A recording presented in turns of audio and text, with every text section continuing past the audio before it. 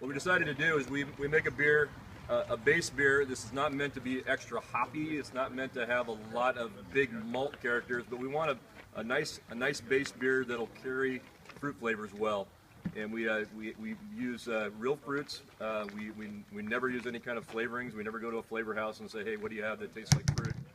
That's not what we do. We try to use Northwest or Oregon grown fruit only in this thing for sure. So we've done raspberry, we've done cherry, we've done Marionberry. We did a Marion. So we've done in the last couple of years we started actually doing fruit blends. We've blended fruits and done different ones. And this year I've been kind of itching to try cranberries. I don't know if a lot of people realize that cranberries are grown in Oregon. They're grown down by Bandon. There's a huge cranberry growing area down there. And this year I was able to source some cranberry puree, some pure cranberry puree, bring it into the brewery. And then I love the blueberries we used last year, so I thought let's make a blueberry cranberry Stumptown Tart. But I believe I ended up about 7% alcohol in this thing. Like I said, we used a Pilsner base malt for this thing. We don't want a ton of flavor to come through. We want that kind of a light background base, so it's a Weyermann Pilsner malt. We used a German Pilsner malt as the base on this. So the fruit comes through fairly subtle, but it is all natural. It's about 15 pounds per barrel total of fruit, so it's a lot of fruit. It's a lot of fruit. The cranberries came in as puree. That wasn't too bad. We were able to add the puree directly to a tank. Basically, the way we do this, we add the puree to the tank first, and then we add the beer on top of it in order to try to get it up in suspension. We actually have a process where we can actually recirculate the tank and get that fruit to blend with that. The blueberry is a little bit more of a challenge because they come whole.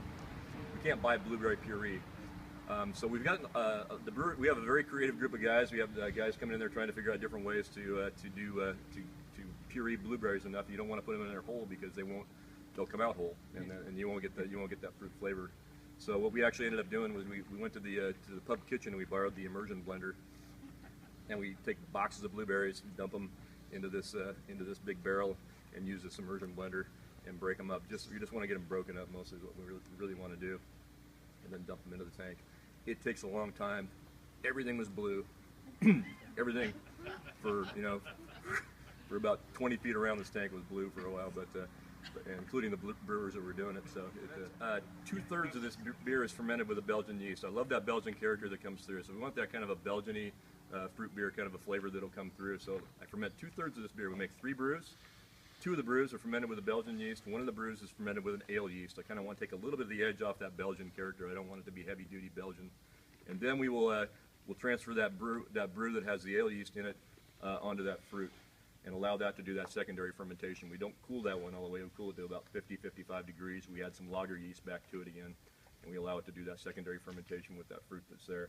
And then we blend them together in the proper ratios in the end, so that we have the whole beer. It's a very complicated beer to make. It's more of a labor of love by all means on this thing, because we have 2 fruits, we have 2 yeasts, we have actually 3 yeasts, and it's quite a bit of work. So how much do you make? We made 3,000 cases of that. Okay. Yeah. So very popular. It's been a very popular series for us over the years. So I'm kind of running out of fruits. I'm trying to figure out what I'm going to do next year, but running out of Oregon fruits. We've been around the block on this thing a few times, and so we're